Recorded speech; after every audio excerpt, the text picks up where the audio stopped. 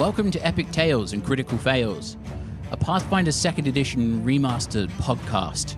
Prepare for adventure, terror, and the occasional use of bad language. We're a rules-light podcast. We don't agonize over the rules because, quite frankly, there's a lot of them, and we will get them wrong occasionally, so be kind. We're also using hero points slightly differently. No one gets them at the beginning of a session. Instead, the players accrue them during the game, and they can have a maximum of 3 at any one time. But if the worst happens, they have to spend them all to stay alive. I'm Laura, and I play Katarra, a sneaky, stealthy sailor, or pirate, depending on your point of view. I'm Lucy, and I play Bethilde, landlady of the Wandering Barnacle and grandmotherly gnome. I'm Mike, and I play Bertie Bunce, halfling cleric of Pharasma. I'm Maddy, and I play Minesh Adon, a tempestuous root leshy of death. I'm Kyle, I play the vastly knowledgeable and cunningly clever Xander Dante. And I'm Michael, I'm your GM, and I play everybody else.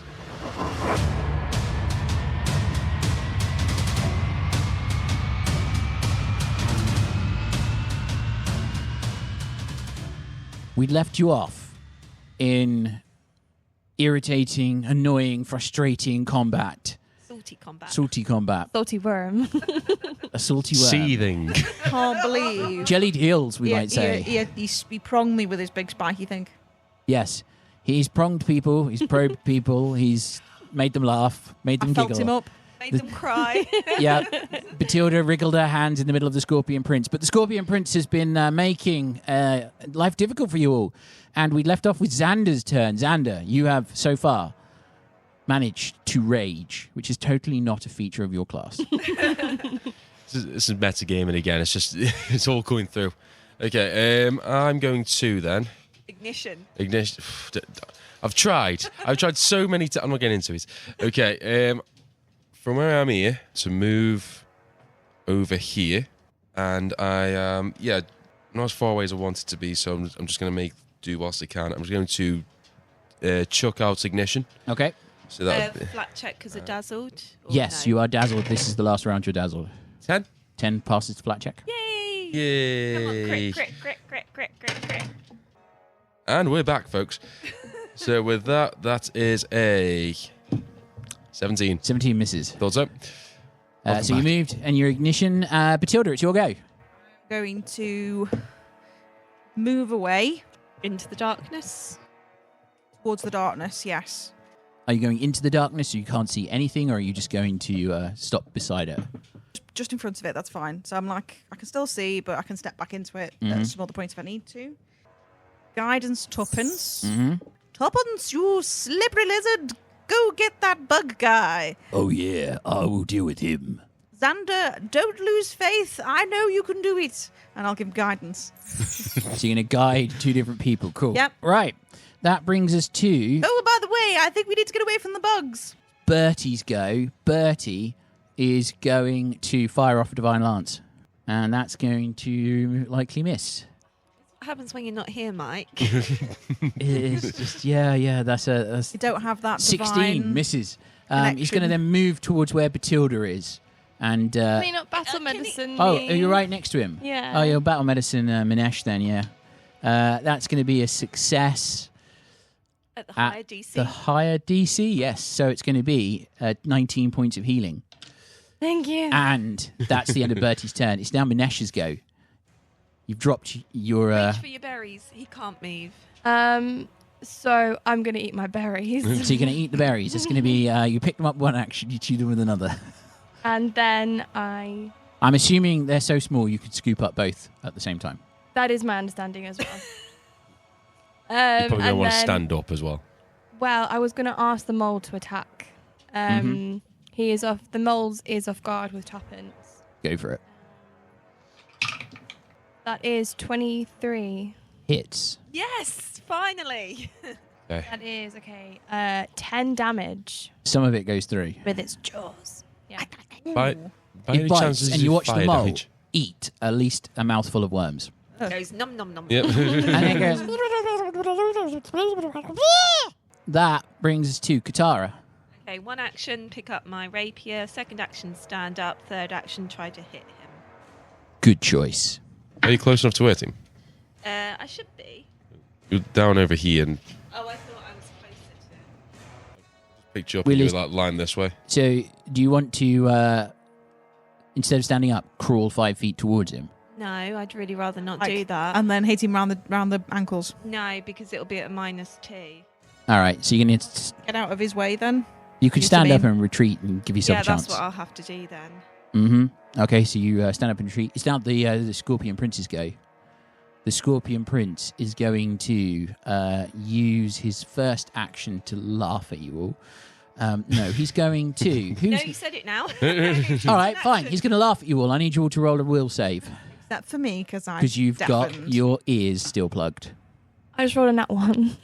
You got a hero point. Your I point. do, and that actually could be for my mom. So.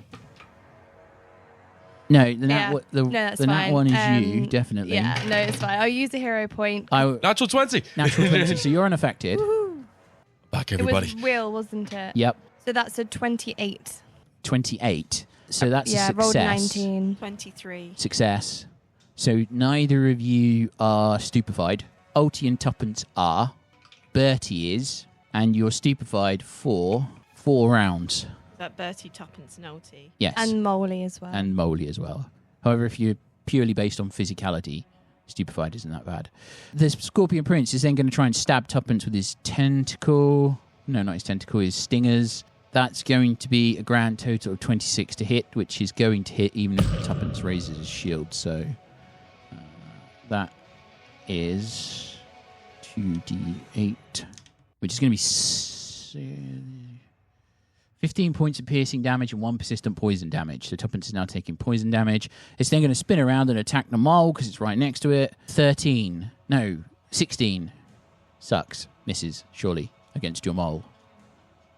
What's the mole's armor class? 19. 19, it misses. Okay. And then its last action is going to be to stride towards where Xander is because it's mocking you now. It now believes you are totally and utterly not a wizard. You a bard. I can't even argue, honestly, for the love of God. You've juggled fire for about Molly's 10 in front rounds. Yeah. of him, so. Molly's just in front of me, but yeah, let's just put this. And he's moved, doesn't he? So Tuppence gets a reactive strike, which is going to miss. Did Tuppence get his guidance? Oh, no, and that will hit then with the guidance. And then And technically Tuppence is off guard as well. off guard as well, yeah, so that definitely does hit. So that's going to be 13 points of damage to the Scorpion Prince as he moves away. Nice. And I knew you could do it, Tuppence. that's his go. It's Ulti's go. Ulti is going to fire off a Divine Lance as well. It's going to miss. And then she is going to move back towards where Bertie is. That's her go. Tuppence is going to pursue the Scorpion Prince, if he can get close to him in a single action. Yeah. Misses on the first, the natural 1. Misses on the second with a natural 5. That's Tuppence's go. It's now Xander's go. Yeah, I'm going to first move.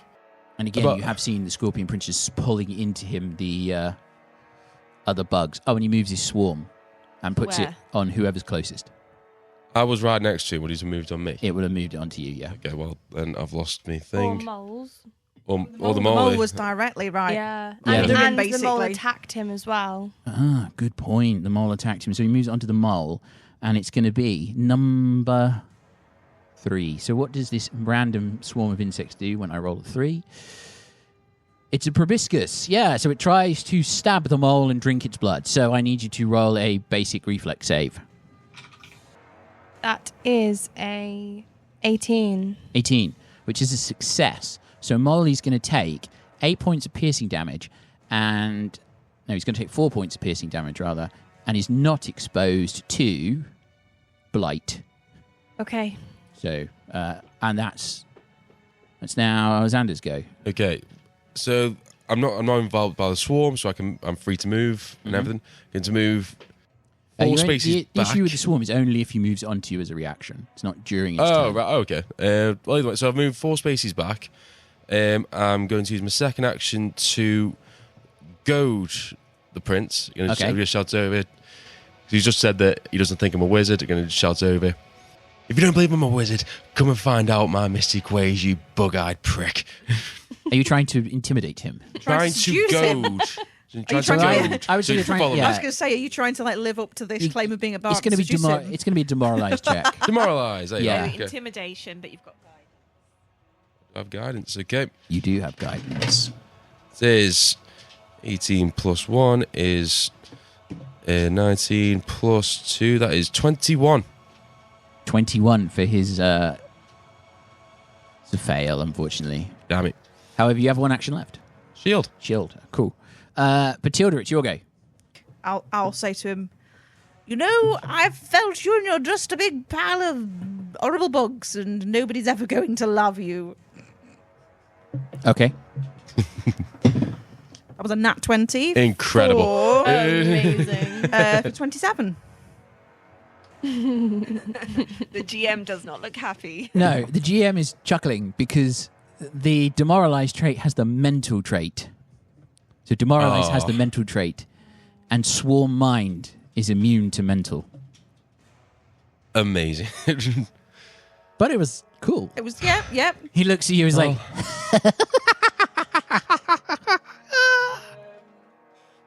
I actually hate That's this one guy. action, isn't Yep. it?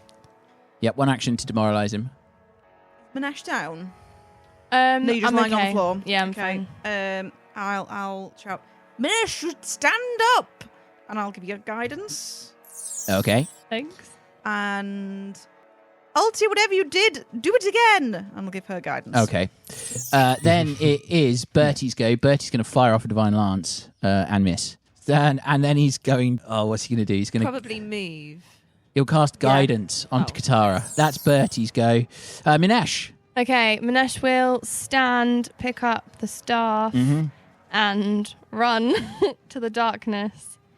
So I think I've got 25 feet, so... Okay. So you bolt for safety. And then, Katarra, it's your go. How's Tuppence looking hit point wise? Tuppence has got less hit points than he took about 12 points damage, didn't he? So he's got 19 points left. Right, so I'm going to move up to where Bertie is. And then I'm going to throw a lesser alchemist fire at Scorpion Prince. Wait, you're going to burn me? There'll only be 1 point. What? That was nearly a 20, but it wasn't, which is sad. But it's still a 24. Hits. Nah. I can't remember the fire damage. So. 1d8 fire damage, plus 1 persistent fire damage, and 1 fire splash damage, and his healing ability is switched off. So that was only 3. Amazing. 3 on the D8. 3 fire damage, plus 1 for 4, so it takes that, and he's on fire. Yay! Okay. And then, And as long as he's on fire, he can't heal. yeah, and Tuppence and I think Moley will take 1 point of splash damage. Oh, ow! Ow. Oh, yeah, that hurt. Hey. You've had worse burns from a cannon. True. That's true. Did I tell you? Look, and he looks up at the Scorpion Prince. Look, I should tell you all about my career, really, shouldn't I? We should have a conversation before we have a fight. That was interact. Oh yeah, that's my 3 actions because move, interact, throw. The Scorpion Prince is going to swivel around and look at Xander. He's already looking at Xander. Oh, he's looking at Xander already. Yeah. He's then going to immediately... He's going to hit Xander with his wormy tendril. I'm quite a distance away from him now. What do you All right, he's going to follow you then. Tuppence has a... Reactive. Reactive yeah. strike. Oh, Tuppence have a reactive strike. Okay, well, that's the roll for the attack. So Tuppence is going to hit, Yay! which is going to do a grand total of 11 points of bludgeoning damage. So that's happened. And then he runs over to you, and the wormy tendril comes out and smashes you from his arm this time as he swings it around. Thank God. And that was a natural 20 for a 37. No! Why? Every day my life gets worse. I've come over here to see you, and let me say, I'm quite impressed. That is going to Honestly, be... this guy's like your worst nightmare. You're I going to hate have this guy. nightmares for like the rest of your life about this. I hate this guy. It could be worse. It could be worse. That's only 26 points of slashing damage as all of these worms just start biting you. He's a wizard. What do you mean that it could be worse? It could have been the 40 points of damage that Bethilde got. Well, I'm down. I'm gone. You go down. Yeah. He then uses his next action to devour your eyeballs. No, I mean, Does he also take a persistent? no, he's not finished yet. That's 2 actions. Good soup. He then turns around and, he's going to reach out Bethilde, give me a fortitude save. Oh, wait. Oh, yeah, don't mind. Bethilde's more than 30 feet away. That's a dirty 20. Let me check my spell distance. Yeah, I was going to say she's. 30 feet. Ooh, no, I can't do that then. In which case, we will use... Oh, right, yes. So it needs to be a will save, sorry. Yeah, but she's more than 30 30, feet. 20. This is 60 feet. All right. Dirty 20 is a fail. Not an auditory spell, is it? No. It's a mental. Concentrate, manipulate, mental, non-lethal. You are... you're going to take... So it is going to be 2d6 of mental damage. So 5 points of mental damage. And you didn't critically fail, so I didn't stun you. That is the end of the Scorpion Prince's turn. One No, she's got fire a bit of a damage. headache. He takes 1 fire damage, and he rolls to get rid of the fire, and he sucks because he's still taking 1 fire damage. That is the end of his turn. He's going to move the swarm. Roll to get rid of the fire damage. 15. He rolled a As in, 7. Like, what is the save? It's It's just a flat flat check. check, It's just so you flat don't roll. add Yeah, so he anything needs a to it. 15 on the dice. He's going to move the swarm on to the nearest creature. No, From Moley. From would be Molly me. to Minesh then. Minesh, I need. Let's find out what number it is going to be. Number 4. Oh, that's new. Number 4 is stings. Each enemy in the swarm space takes 2d10 piercing damage and explodes to anesthesia. I need a reflex save. I'm down to 1 hero point and I'm saving it for obvious reasons. I rolled a 9 and that is 17 in total. 17 is a fail. Okay. DC 18. You're going to take 11 points of piercing damage. Yep. And I need you to roll a fortitude save against the anesthesia. 5 plus 8, 13. You are enfeebled 1 Okay. as you feel slightly sleepy. That's that. It's now Ulti's go. Ulti turns around and is going to fire a Divine Lance because anything else would likely kill somebody else. Nope, going to miss with that. And then she's going to cast Guidance on Tuppence. She's like, you kill him. And Tuppence is going to roll, because is Tuppence right next to him? No, he Nope. has to move. He chases after him, attacks, 24 to hit, which is going to hit. And he's going to do 15 points of bludgeoning damage with the first hit. And then he's going to go for a second hit. It's going to be 23. Is the creature off guard? No. Misses. Right, that's the end of Tuppence's turn. Xander, it's your go. Recovery check. Check. I'm using the... Don't use the big dice because it doesn't fit in the tray. 8. Fail. Yes, you would fail with that. Actually, I should have moved you in the initiative order. You should be later, but yes, we'll roll that over as your 8. What? Okay, fine. I didn't move him in the initiative order, so we'll count. Yeah. I'll move you. Yeah. I'll be fair and not move you because you've got several people who are in front of you. So, Bethilde, it's your go. Who's down? Thank you, everybody. Me. Xander. Me, specifically. Just me. Xander. Just me. Xander. Bethilde, How far don't away is it? 30 spit on me. feet? Am I within 30 feet? No. So I will move. So I am 30 feet away. Not close to that guy. Across.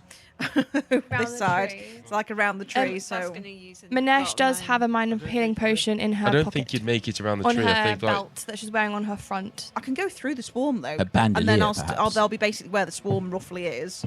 And there. So, yeah, you'd end up Okay, here. whatever. Could be interacted with. You've run across to where Minesh is. Are you running just to Xander? Closer towards Xander. Okay. And then I'm going to. You'd have to go through me if you want the minor healing potion on the belt.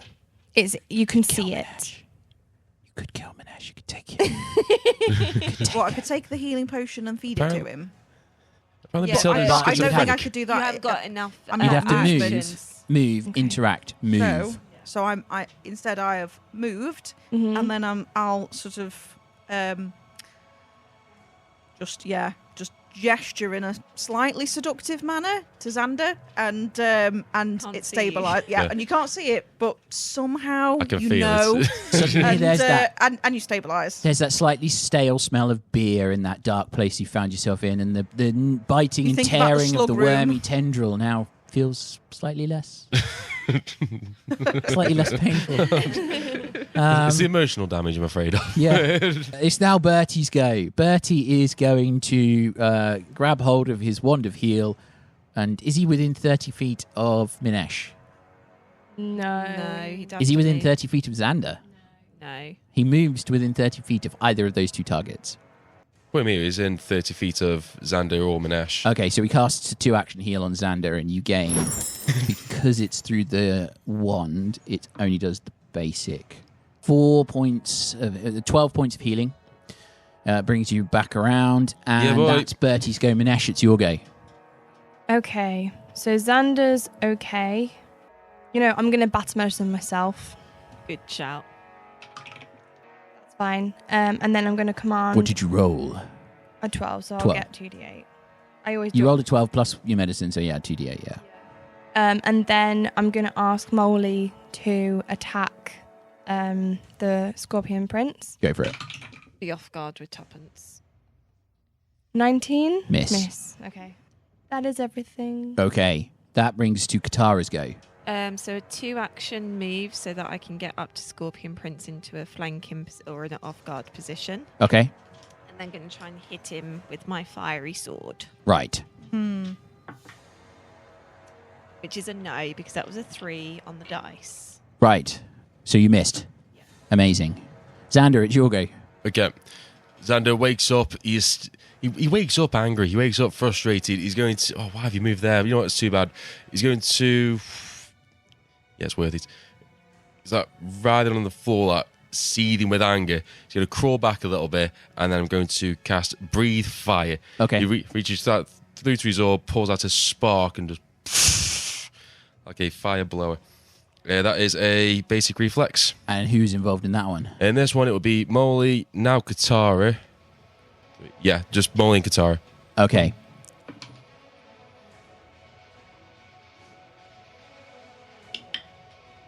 That is a 28 for Katarra. Katarra, that is a... Oh, it's just a success. 25 for moles. Success. So half damage. Yes. 18. Fail.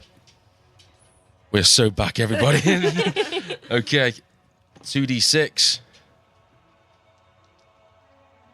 Maximilian damage.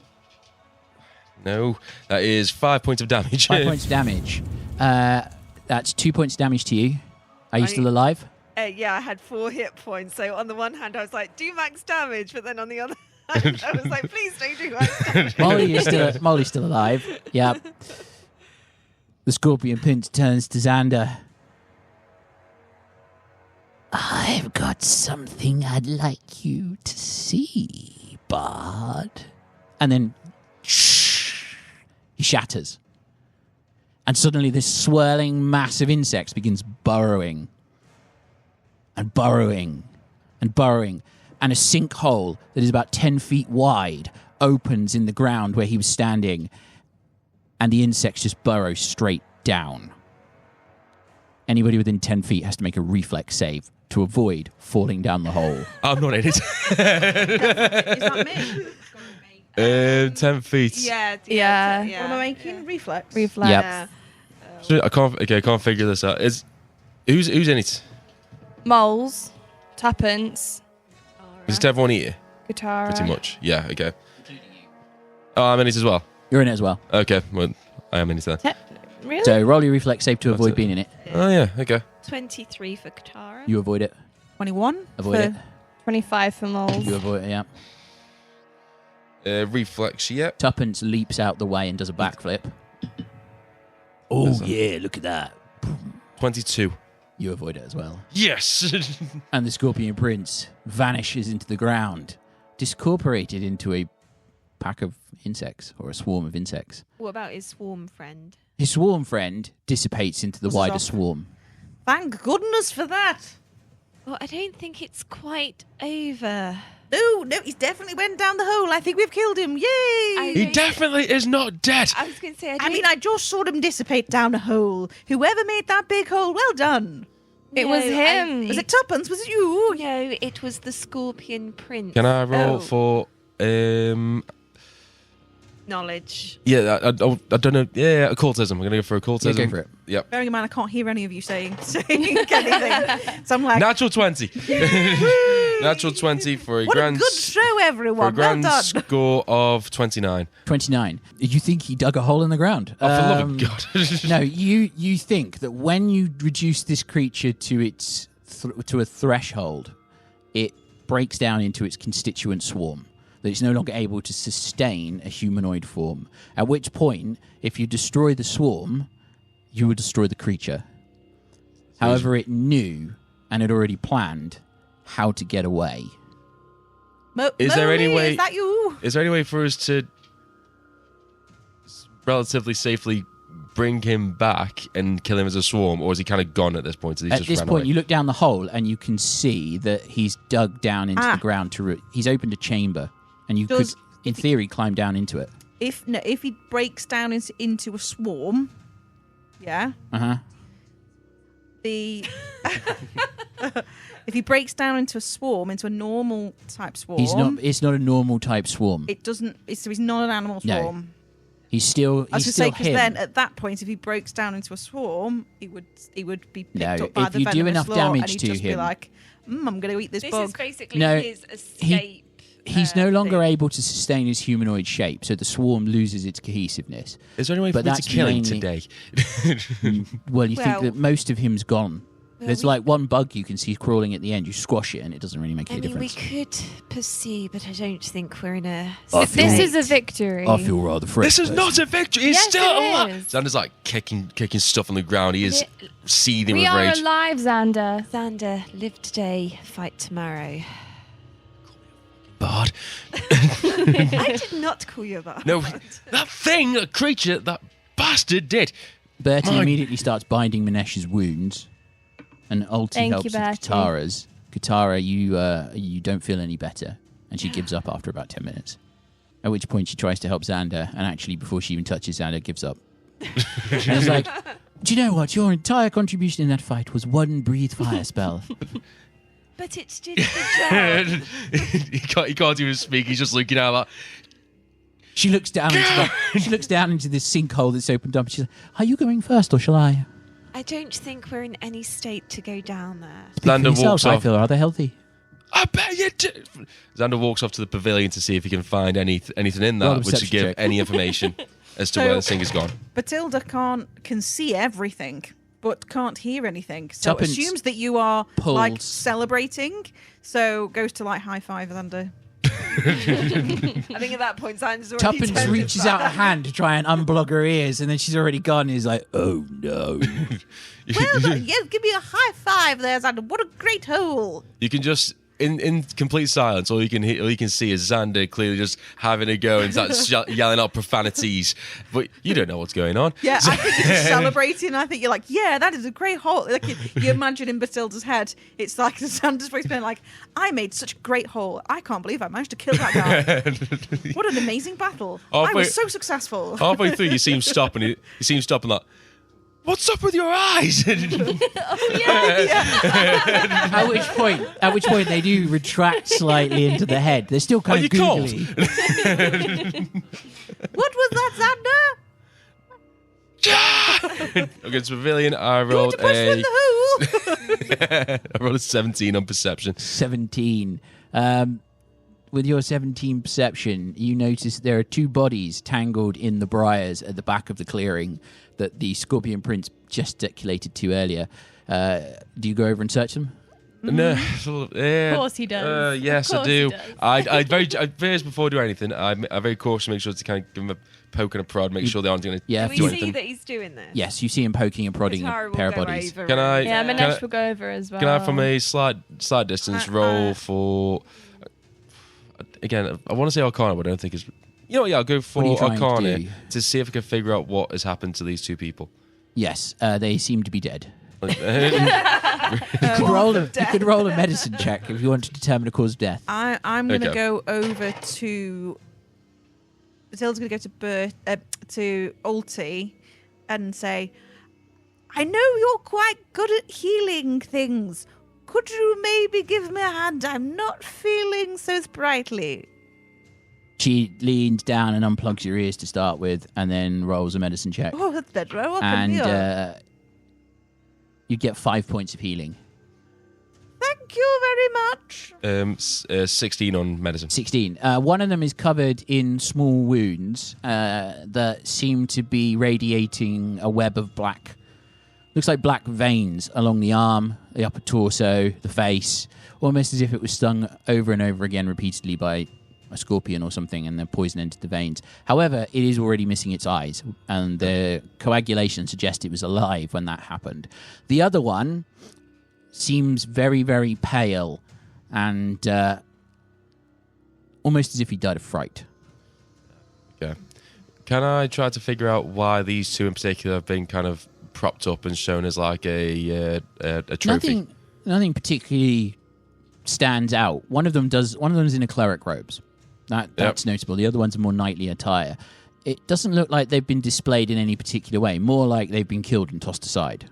And lastly, they don't look like they've got eggs or anything in them, do they? Not that you can tell. Okay, then I will There's no, try like, to. egg-shaped I'll try to get holes. the body down, lumps. the bodies down, and to investigate further. You Yeah, gradually pull Katarra the will bodies help. down. You help.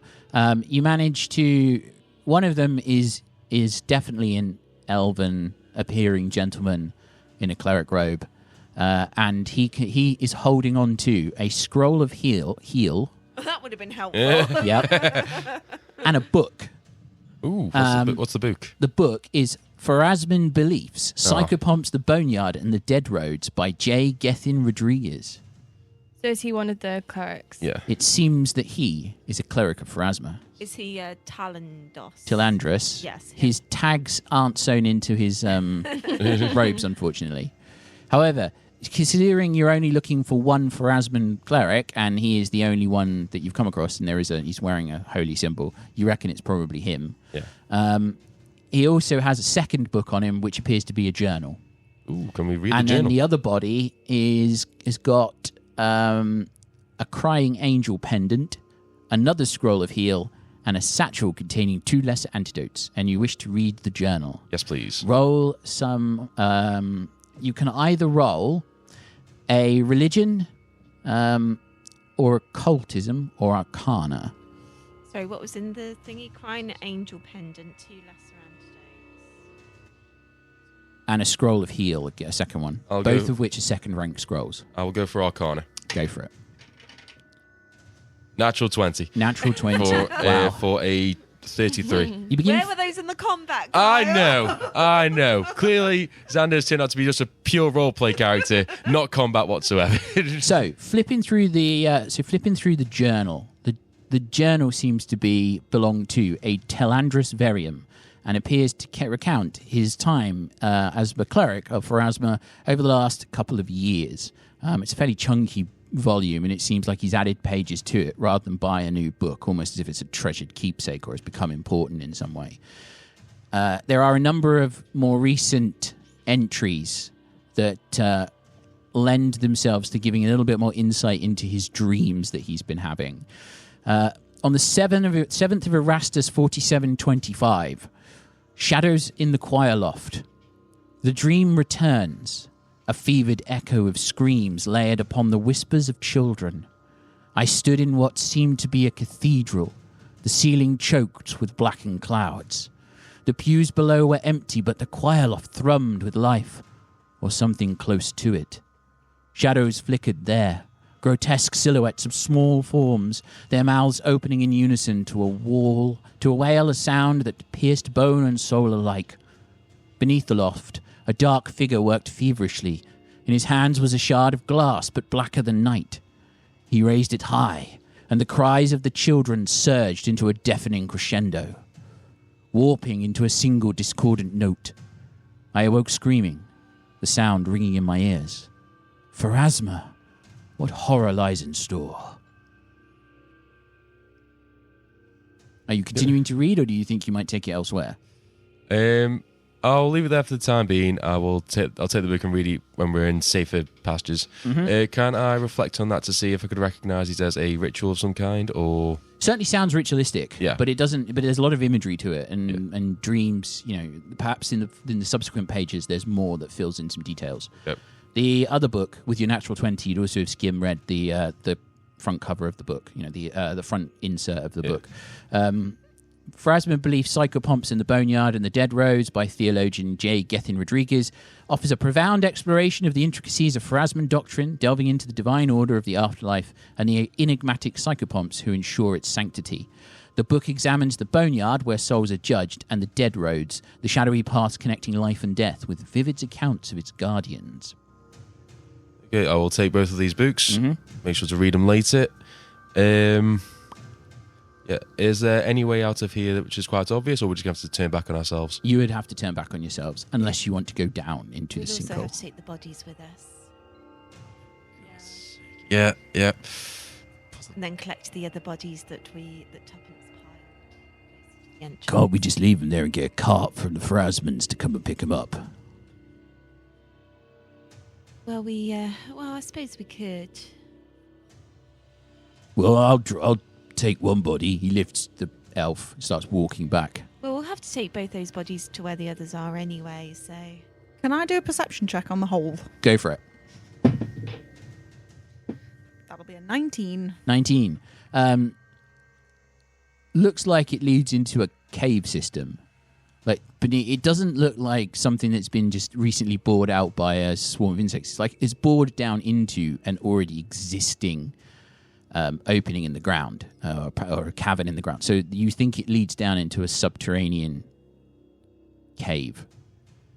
So, are we going home, or are we going down here in this hole? No, I think we need to rest. We can't encounter anything else today. Xander's like pulling the bugs out from his coat and clothes when they like surrounded him. So we're in no fit state to do anything right now, despite the fact I would really like to. So we have to go. What if just if we are going to go and get well, then he'll just do the same, and then we'll be all here all over again. He healed already. He heals from the bugs in the air. Like he's already healed to his max capacity anyway. The reason he was in a better state than we were was because we had to fight our way to get to this point. But then if we come back, when we have to do that again, Not or are we saying that he's dead because now? We've dispatched quite a lot of things, and we know the area better. We know how to deal with some of the things that are present here. So I think we'd all feel a lot better if we went back to the spiral shrine and had a good night's rest. I know it would feel definitely better after a night's rest. But I suppose we could just never come back here again. Now we've collected all of the bodies. This thing was full of spite and anger. I promise you right now, at some point or another, this thing will come back for us. More specifically, apparently, me. But that doesn't matter. We'll have to go and heal up. Have you even got any of your spells left? And besides, I think Bertie's always what about this one? to go to the spiral shrine. And she spits at you, and you get no.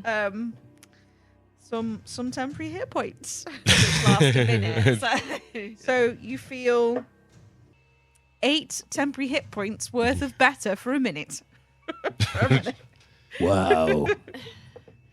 He just spits back at you. Do you feel better? Come on, we've had this before. I feel something. As you spit, you see Bertie waggle his fingers behind her just so she gets some temporary hit points. You do? I think I do. I didn't know you could do that spell. 5 temporary hit points. Xander's in absolute disbelief, like, Bertie, you rat bastard. I think we're all... We should spit on each other more often. No, oh my... Oh, no. I mean, come on. Look, he hit us with a wormy tendril, and he's now gone down a hole, and it's just getting worse. Yes, I think... I don't know what you're on about. Let's take the bodies and leave. Yes. I'm sure Bertie's excited to go back to the spiral shrine. Bertie's skipping. I could do with a cup of tea. There we So go. you drag the bodies back. Tuppence carries one, and the others I can probably carry one. You Minesh bring is one. quite tanky. The bunch of you take the bodies back, wending your way back through the garden, and you make it out onto the street and lay the bodies respectfully in front of the garden. Yeah, sort of Or wherever. you imagine that you'll have to quickly go and tell the Pharasmans to come pick them up. Yeah, we Yeah. will do. Yeah. So you wander back to the Spiral Shrine, at which point you tell Dietzia that who opens the door to you all, and she's like, "Oh, hello, welcome back." There's not much time, but we found some of the Knights of Last Wall that were missing, and Oh. just afraid not in. Did you find Reggie? Yes, but not exactly in the state you would like. So. They are What do you all mean? dead. Oh. Every last one of them is dead. We all meet Just the lady. do not go in there. There's they've so all many gone to the awful lady, and bugs. as Bertie says, we all have to meet her one day. May Pharasma judge them fairly. Yes, but if you could arrange for a cart or something. Just to be sure, you have found Balin Triberton, Reggie Banafor, Guinevere Fires, Stilts McIntyre, Lael Dysphosia, and Artie Dashand. If I count up like, how many names she said and how many bodies we've got, is it the same or? Yeah, you've got a Yeah. number of bodies that match. What about just know That's the the names. bodies they'll do. Yes, Talandris was sadly amongst them. Do you require board again? Do you require Yes, bed? yes. Sleep? Yes, and this one wants a cup of tea. And Oh, I Tara can- just I enjoyed Do that. the tea so much last time. Thank you. She steps back and lets you in and then goes off to arrange for a cart to go and pick up the bodies. I take it we're in the same room as before. Yes, just make yourself as comfortable. I left them. I assumed you were coming back. You wander back through the Spiral Shrine to the dorms and then just flop onto the bed, at which point you're sort of kind of wondering what the hell is going on in this city. Some of you have only been here a short time and already there's been a mad automaton, now a guy made of bugs. It's been like 4 days. It's been about 5 at this point. This has been the most It's felt exciting like 4 days months. of my life. Have we learned anything that would be useful? Like, why did they go into that bloody place? Because they Can't- were crazy. Guys, to spend some time reflecting on. How long is it? The attack's been like about 4 days. It's been about to 4, have been 5. more. So you fought. Surely it's been like you a fought week. the Sometimes brewer we and spent like re- half a day walking. you fought the brewer and entered the house on the same day. So that Yeah. was the 20. That was 23 Erastus.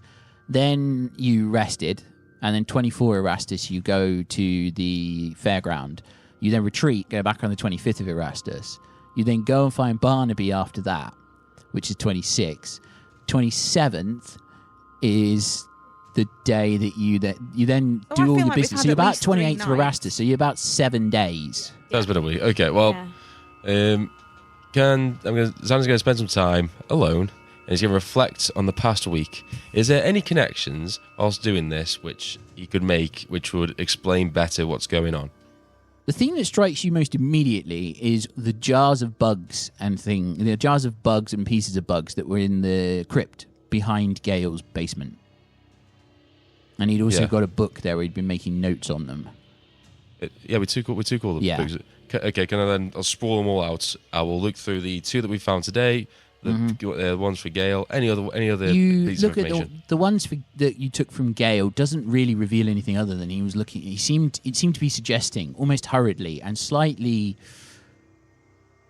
slapdash for a research.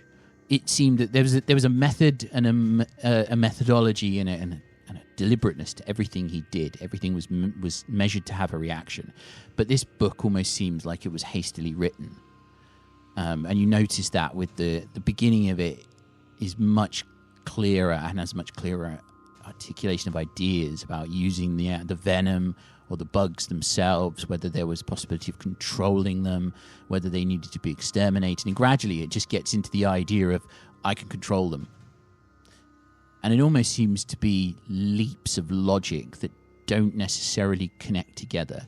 Could be symptom of madness. And the automaton definitely, in his state where he's partially flesh and blood, could have been mad. It could also be that it was written to either conceal or to misdirect.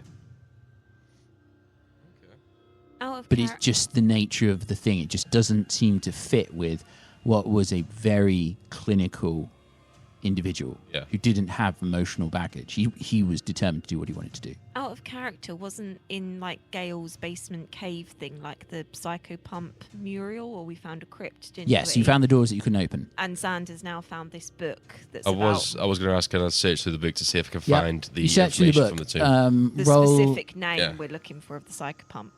roll religion, arcana, or occultism. And if you want anybody else to help you, they can. Bertie would be a good one to help. I would be good because for occultism. I can cast guidance. Oh no, I can't cast guidance. Wrong character. So Bethilde, while she's having a good cup of tea, would probably sort of vaguely help you go through the book of psychopomps out of curiosity. An occultism Go check for it. to help. Go for it. Bertie cast guidance. Bertie Yeah. cast guidance. Ulti will do a religion for you. Think I'm much more interested in the tea. I got 15. Xander's 15 getting- is a fail. Yep. All in all, with guys, I've got a dirty 20. Dirty 20 is a success. And the religion check for Ulti is a success. And for Bertie is not good. I don't think he's going to succeed with that. Bertie gets 17, so no. Oh, actually, no. Bertie makes the Pharasman followers DC. So between the bunch of you, you start looking at the books and poring over these, starting to question the content of Gale's manuscript that he left behind with these bugs. What was he intending to do with them? And was it just evidence of his descent into lunacy, or was it a misdirection, or hiding something? But in the book Pharasman Beliefs, you find a riddle from ancient Pharasman lore weaves through the narrative, inviting readers to ponder.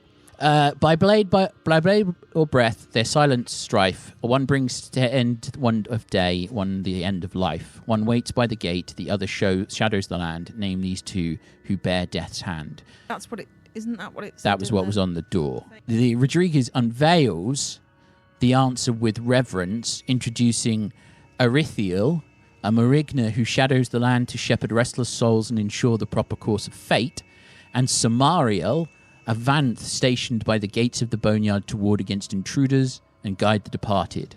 Through these figures, the text illustrates the balance of death's hand, ever watchful and ever just. While I'm not very successfully looking for those answers, do I happen to see, if I use my boneyard lore, the thing that I saw when I was walking through what I suspect might be Roll the your boneyard lore. 13. I can't believe I rolled a 2. You flick through and you get distracted by when somebody starts reading the riddle out again, and your mind wanders, and suddenly it's like, oh, that's interesting. And you look back at the book and you're like, what was I thinking about? But it does seem that the riddle that was carved into that door, by blade or breath, a silent strife. One brings the end of day, one the end of life. One waits by the gate, the other shadows the land. Name these two who bear death's hand. Seems that the answer is Arithiel and Samariel. So if we go back there and speak those names, it should open the door. That's the theory. Looking Looking at Telandros's journal, you have the entry dated 7th of Erastus, which talks about these shadows in the choir loft, this wailing sound, this singing. 13th Erastus, the storm maker.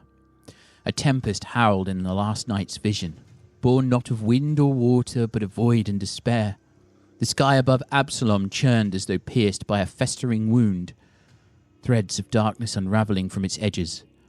Below, the streets writhed with panic as voices like the laughter of children echoed across the city.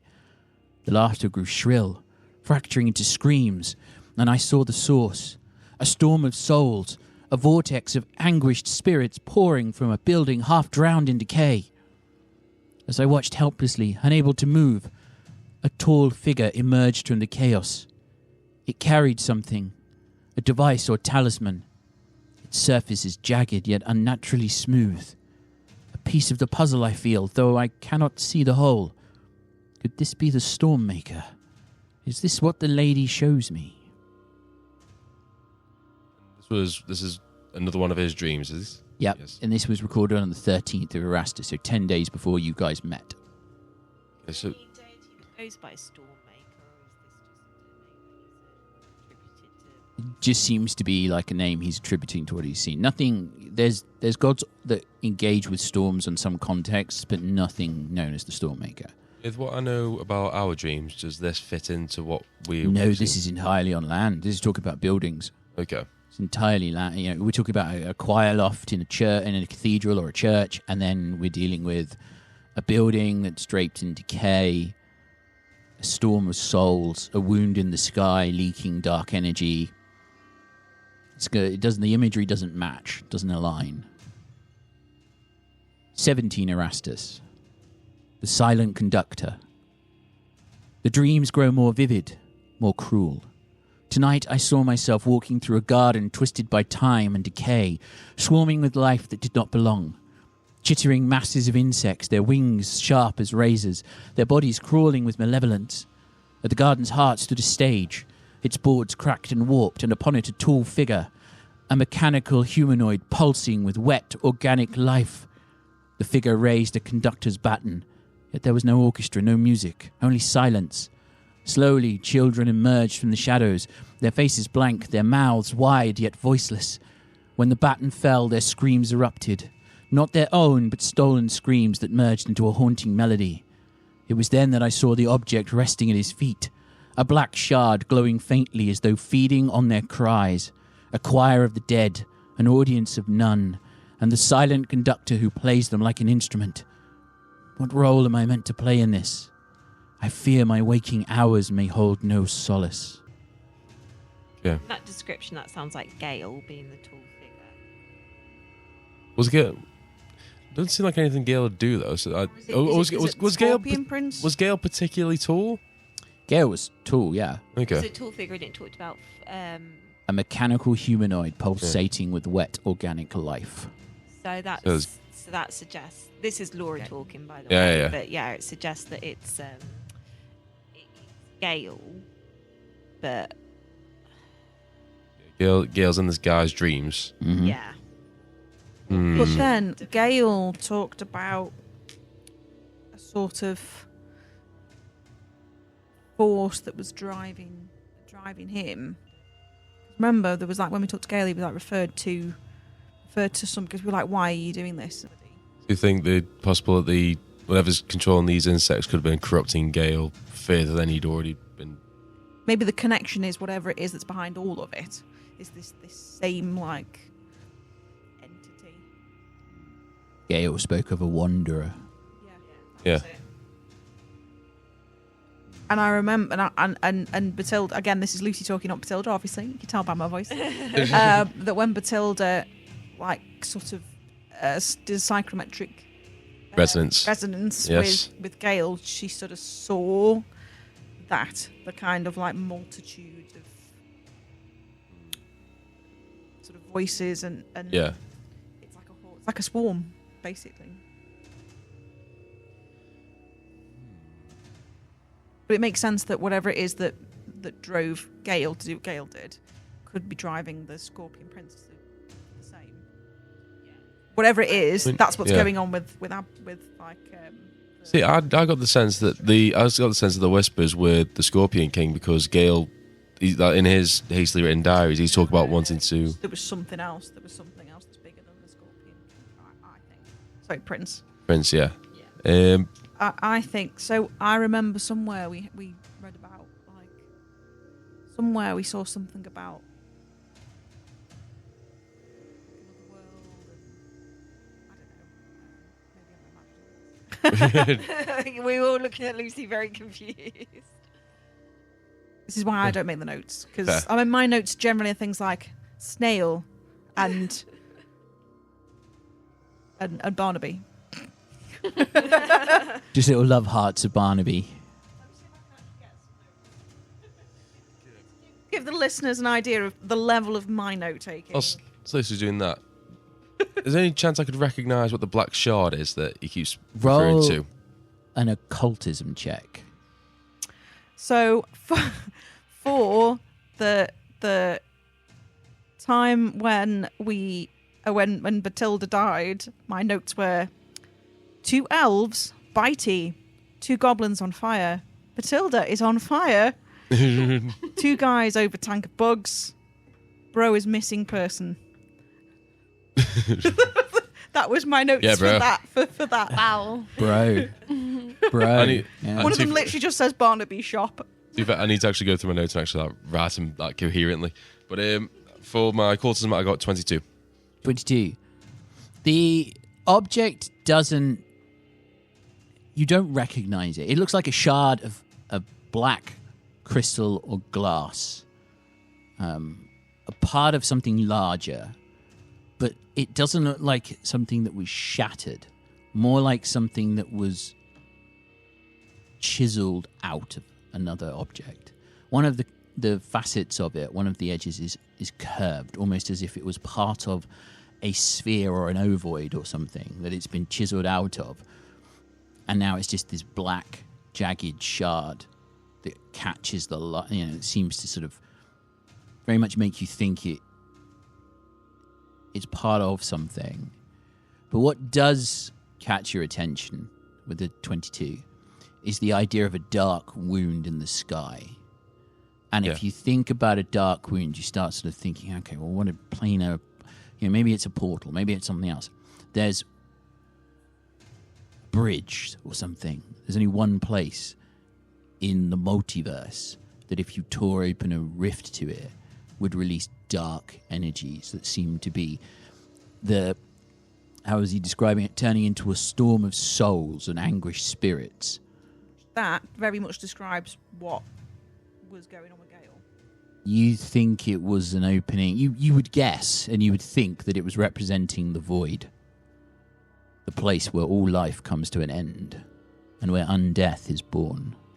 Which, if we're just talking now, there seems to be all these connections to the balance of life and death. The fact that we're all sitting in the Spiral Shrine and Pharasma and all of that it would make sense that if it seems like all the good guys are about death being the right way and everybody just living and then dying and then passing through, that the bad guy would be stuff that something that is the opposite of that.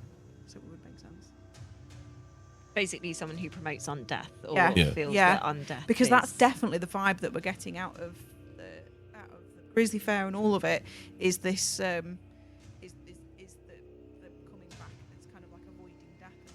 And death's being like turned around by various horrible ways of bringing you back, at least in body some way, even if not in spirit. Yeah. From automatons that are partly alive but partly dead, to bogs that are partly alive but partly dead. It's like a corruption. As you're all having this conversation, Tuppence looks at you and goes, wow, that's a lot of shades of bad stuff. Bethilde wouldn't say any of that. She's just there. If you get that picture from her face, but she's just in there going. That conversation also happened, but in character. It's almost like Bethilde is attempting to shield herself from the horrors of this reality we found ourselves in.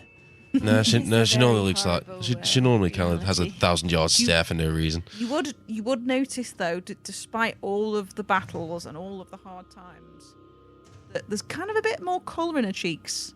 That somehow Bethilde, you think, I don't know whether it's because we spat on each other, and I don't know whether it's just because I'm tired, but I think this is the best she's ever looked. Low bar. There's a few less wrinkles on her face, you swear. It could be an illusion, could be the fatigue. Maybe it's Maybelline. Maybe It's Maybelline. Maybe she's born with it. Maybe it's Golarion. Available now in the Grand Bazaar. So, is there any historical point where an opening of the void has happened in Golarion or Not where? that you're aware of. Yeah. Certainly the idea of opening and exposing the world to that kind of energy, unless you're very, very powerful spellcaster or a native entity of the plane itself, and from your reading about the void, there's a race of creatures that almost seem crystalline in nature that are called the Scudinias. The Scudinias, who are native to the void. So even there, some form of life exists in the broadest scope of the word. But exposing the energies of of the quintessence that creates the life that you share with these other people, that Golarion shares, it would destroy it. Yeah. It is like tossing it into a black hole. I mean, we might find some more answers if we go back to that basement that Gale had and tried to get through the door of the crypt. Or we could go down the sinkhole and follow the kitty Well, yes, prince. we could do that. Maybe he's becoming a king and he wants us to go to his coronation. But if, as Xander was musing, it's misdirection, then perhaps we're better off pursuing the original. Well, he said lead. that Gale's writings may be misdirection. Would if you think about the kind of the space that we've travelled around on the Grizzly Fair compared to underground, basically the opening that was under Gale's house, for lack of a better term, could that, with the distance, open up to the chasm that the Scorpion Prince went down? It's entirely feasible they intersect at some point. You don't know whether it's at the point that's underneath there, but the Grizzly Fair is adjacent to Stinger's Scar. So along the cliff, you've got what seemed to be an old schoolhouse, then Stinger's Scar, and then the Grizzly Fair.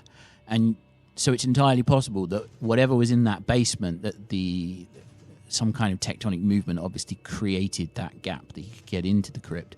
Likely connects with sea caves. And you're aware of the broader history of Kortos Isle, that it is riddled with sea caves. And because originally it was something that was on the seafloor. This was a piece of land that was lifted by a newly arisen god. And it exposed all of these sea caves. So it's entirely possible that crypts, during the earthquake, were exposed to, and the walls broke down and the structures broke down so that they opened themselves to sea caves. So it's entirely possible that they do intersect at some point.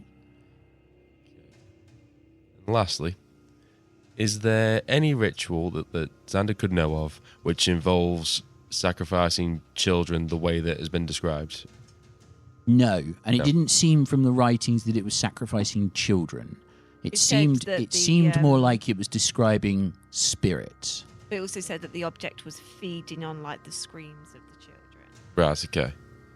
Can I do a society check to see if I remember anything or know anything about a sort of subterranean world beneath Absalom? Yeah, roll a society check. Because I know that we're aware of bits of sort of contact, but whether it's like I was a nat 20. Nat 20. Ooh.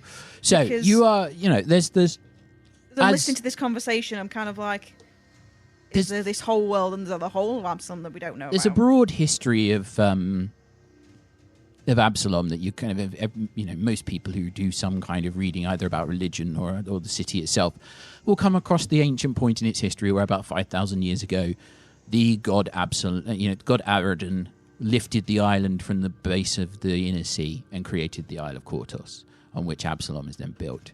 And within it, it's riddled with sea caves. And there's legends which talk about treasures in the deep, hideous monsters hidden at the heart of the island that were put to sleep by Adon. There's supposed to be mazes somewhere underneath the city. And then if you go far enough down, you find yourself in the Darklands, the subterranean world that exists beneath all of Golarion, not just Absalom. So the subterranean world extends far beyond just the island, and actually going down there is a way to get access to the subterranean lands. There's 3 different layers of the Darklands, each perpetually weirder than the last. bit like Dante's Inferno type thing. Yes, yeah. One of which is a sea. An underground sea. However, all of those things, so there's the island, there's the sea caves, there's the legends that are all about mazes and creatures and all sorts of things beneath the island, and then it connects itself at its deepest point to the Darklands.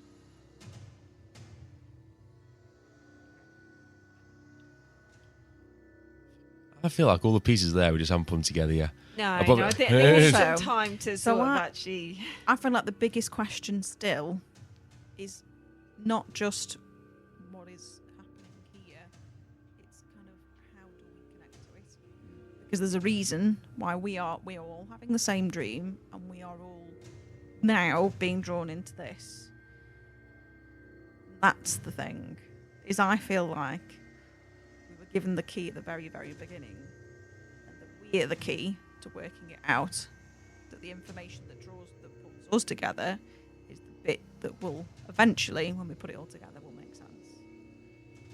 You remember the dream that you had when Seraphim helped you to explore what you were experiencing, and the dream that Bertie had, where it was utterly this searing void of light that just wiped out everything that he was looking at. But also in the vision that you had with Seraphim, the entity that spoke through her seemed to address you as those who were touched by the Ibex Astra. Could you refresh my memory? I can't remember the Ilex Astra. It was the term that was used. It was the term that was used. You never actually understood what it meant, but I think out of character I worked it out, but again... I have the whole dream, or the dream the of many dream hearts. Yeah, dream seers touched by the Ibex Astra. I am the night without end. Listen well. I am the night without end. Fire cleanses so the Gotta be the world void. can grow anew, but the mirror fractured and the one became many. A box was opened and the world knew hope. So the lady awaits where prophecy came undone, down by the river, because it is not your time. Is that it is not your time a kind of sneaky reference to the fact that it's not your time, that we're in a different time? Because we're still trying to work out when this dream happened. The fact that not only is it not our time in the same way that it was applied maybe to Bethilde, but is it literally not our time? How? These aren't like dreams of past events, they're dreams of what could happen. Either these are like a prophecy, or these are a reflection of what happened that caused all of this. It's some kind of echo. I don't think we'll know. I don't think we've quite got all of the pieces to make that answer. But I feel like we're kind of getting a sense of Well, that you there's also some kind of great darkness that pulls. you all of us deduced at one together. point. One of you deduced that the name of the ship that Xander was dreaming about was Persephone. That was me. And you asked Tuppence about legends of ships, and he said that the Persephone was like the ship that no pirate could catch. But he Okay. also said that it disappeared 2 or 3 decades ago. Yeah, it was about 25 years ago, I think. And we were trying to work out whether when it disappeared is that the thing that we're dreaming of, because it was a battle. It was a great battle with many ships, if I remember rightly. That was the thing we worked out, that it was not just That was what Bertie saw when he after many he had that ships. It dream. was a great battle. I think we might need to. I think we all need a sleep cup of tea and a on rest. this. Yes, I think there's a lot of information to digest. So one by one, you crawl into bed and just pull the covers over your head. Bertie starfishing. Bertie is starfishing in a bed because he's finally got a full-size bed and no longer just a halfling-sized bunk in the corner under the stairs. Sometime in the dead of the night, crumbly snail slides onto Bethilde's bed.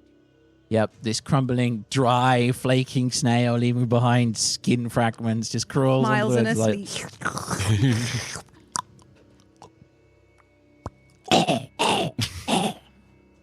and then just falls asleep. A mole dreams in the corner of the room. And Mush sits angrily beside it because Mush is a familiar and doesn't need to sleep. And he's like, mush, which if Minesh was awake, she could understand as, I've been replaced. I've been supplanted by a mole. I also died! Let me die! I can't believe that you went for someone who could hardly see hardly see your face. I can appreciate how tree-like you are, how much you represented nature, and now I've been replaced by a mole. Well, you be quiet, I'm trying to sleep. I'll still keep you awake. then the mushroom falls silent as you shout it. Bethilde, as you dream and snore, and as the snail gets onto the bed, find yourself standing on the edge of a broad, black ocean beneath a night sky, the moon high. The wind gusts across the waves, the whitecaps roaring and rolling beneath you, crashing against the cliff with almost lazy effort, tied at peace rather than angry. On the distance, silhouetted by the light of the moon, you see a fleet of ships drifting out towards the open ocean. You shiver slightly as the sea breeze gets through your coat. And as you do, as you start rubbing your biceps, a shadow falls over you. You turn and look, and for a moment there's this huge, feathery, draconic silhouette standing behind you, its eyes burning. Keep walking. And you blink, and you shake your head. You stumble back. The wind catches you. And suddenly there's a snapping of rope. And you're not falling from a cliff. You're not feeling the ground give way underneath you, which is what you expect. But you're falling from the mast of a ship, plunging into the ocean, falling down deeper into the darkness. And in that darkness, you see a spire. A spire like a cathedral. Old, Gothic, twisted, rusting. And suddenly you're no longer floating in water, but drifting in air, looking down upon a city on an island, on a bay. And you see a building, children playing in the courtyard, but not children, spirits, the dead, long gone.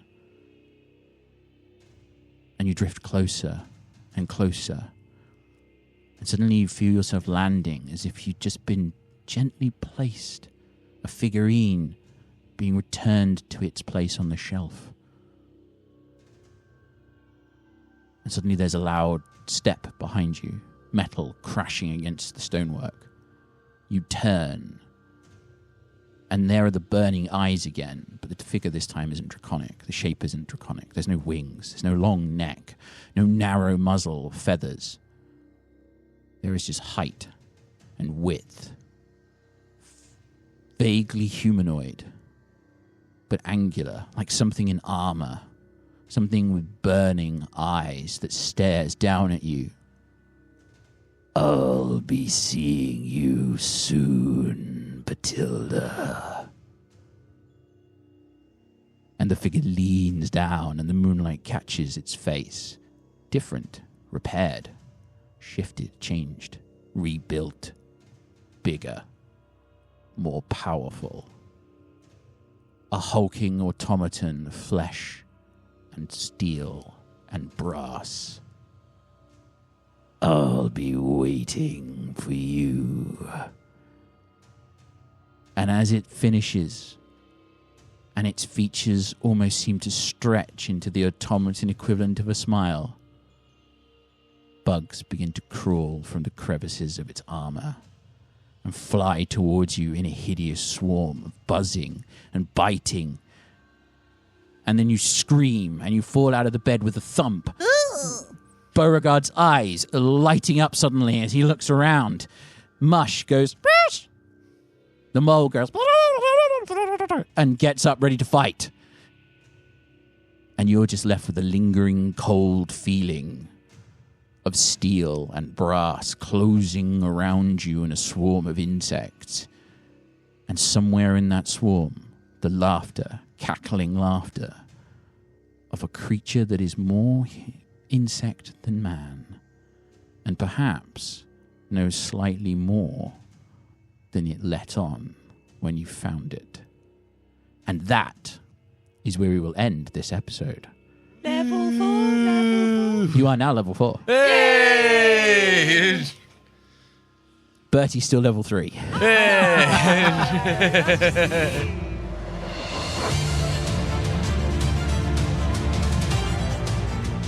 You can find us on your favourite social media platforms. You'll find links in the description below.